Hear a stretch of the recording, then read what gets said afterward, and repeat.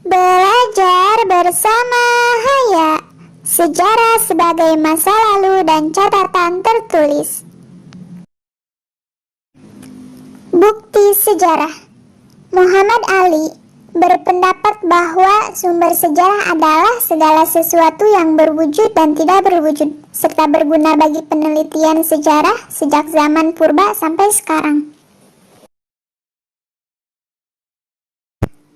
Sumber sejarah merupakan bukti dan fakta adanya sejarah. Berdasarkan sifatnya dibagi menjadi 3, yaitu: pertama, sumber primer. Menurut Nugroho Noto Susanto, bahwa sumber yang keterangannya diperoleh secara langsung oleh yang menyaksikan peristiwa itu dengan mata kepala sendiri. Kedua, sumber sekunder. Disebut juga dengan sumber kedua, sumber yang ditulis oleh sejarawan berdasarkan sumber primer atau sumber yang bukan merupakan kesaksian langsung. Ketiga, sumber tersier, yaitu berupa buku-buku sejarah yang disusun berdasarkan laporan penelitian ahli sejarah tanpa melakukan penelitian langsung. Keempat, sumber tertulis. Sumber tertulis adalah keterangan tertulis yang berkaitan dengan peristiwa sejarah, antara lain prasasti, kronik, babad, piagam, dokumen, laporan, arsip, dan surat kabar. Yang kelima, sumber lisan.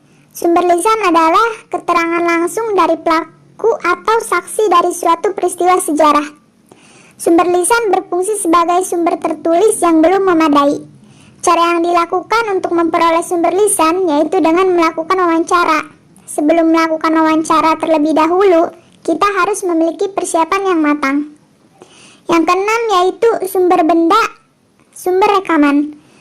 Sumber benda disebut juga sebagai sumber korporal, yaitu sumber sejarah yang diperoleh dari peninggalan benda-benda kebudayaan, misalnya alat-alat atau benda budaya seperti kapak, gerabah, perhiasan, manik-manik, candi, dan patung. Untuk mengungkap sumber-sumber sejarah di atas diperlukan berbagai ilmu bantu seperti: yang pertama, ada epigrafi, yaitu ilmu yang mempelajari tulisan kuno atau prasasti.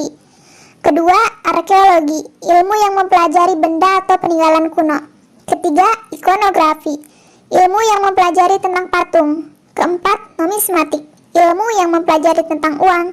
Yang kelima, ceramologi, ilmu yang mempelajari tentang keramik. Yang keenam, geologi, ilmu yang mempelajari lapisan bumi. Dan yang ketujuh ada antropologi, yaitu ilmu yang mempelajari asal-usul kejadian serta perkembangan makhluk manusia dan kebudayaannya.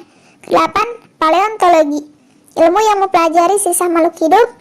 Yang kesembilan, paleoantropologi, ilmu yang mempelajari bentuk manusia. 10. Sosiologi, ilmu yang mempelajari sifat, keadaan, dan pertumbuhan masyarakat.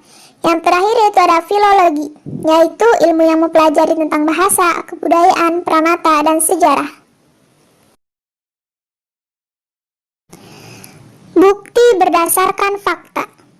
Fakta sejarah ada yang berbentuk benda konkret, misalnya candi, patung, perkakas yang sering disebut artefak. Fakta yang berdimensi sosial disebut sosiofak, yaitu berupa jaringan interaksi antar manusia. Sedangkan fakta yang bersifat abstrak berupa keyakinan dan kepercayaan disebut mentifak.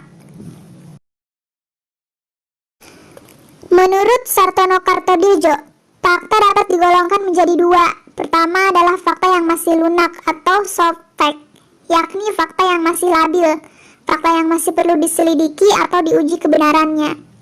Untuk menguji kebenaran fakta-fakta tersebut, sejarawan harus mendapatkan bukti-bukti yang kuat. Kedua, ada fakta yang keras atau bisa disebut hard fact, yakni fakta yang sudah stabil, fakta yang sudah teruji kebenarannya. Contoh fakta yang masih lunak adalah pembunuhan JF Kennedy yang masih sangat kontroversial. Sedangkan fakta yang keras antara lain Declaration of Independence 1776, Proklamasi Kemerdekaan Indonesia diucapkan di Jakarta pada tanggal 17 Agustus 1945. Dua tokoh proklamator Indonesia ialah Insinyur Soekarno dan Dr. Andes Muhammad Hatta. Itu semua telah pasti dan telah menjadi bukti dalam sejarah. Beberapa definisi fakta sejarah menurut para ahli yaitu sebagai berikut. Pertama, G. Tiger, fakta merupakan sumber penyelidikan secara kritis yang ditarik dari sumber-sumber dokumenter. Kedua, menurut Louis Gottschalk, fakta sebagai suatu unsur yang dijabarkan secara langsung atau tidak langsung dari sumber sejarah yang dipandang kredibel. Ketiga, menurut Becker, fakta dapat digolongkan menjadi dua, fakta lunak dan fakta keras. Fakta lunak atau fakta mentah adalah fakta labil memerlukan penyelidikan untuk memperoleh kejelasan. Fakta keras adalah fakta yang sudah stabil dan teruji kebenarannya. Fakta dalam sejarah adalah rumusan atau kesimpulan dari sumber sejarah atau dokumen. Adapun fakta sejarah mempunyai beberapa bentuk antara lain. Pertama, artefak adalah benda baik secara keseluruhan atau sebagian diubah atau dibentuk oleh manusia secara monumental. Kedua, fakta mental adalah kondisi yang dapat menggambarkan suasana pikiran, perasaan, batin, kerohanian, dan sikap yang mendasari suatu karya cipta. Ketiga, fakta sosial dalam sejarah adalah fakta sejarah yang berdimensi sosial, yakni kondisi yang mampu menggambarkan tentang keadaan sosial, suasana zaman, dan sistem kemasyarakatan, misalnya interaksi antara manusia.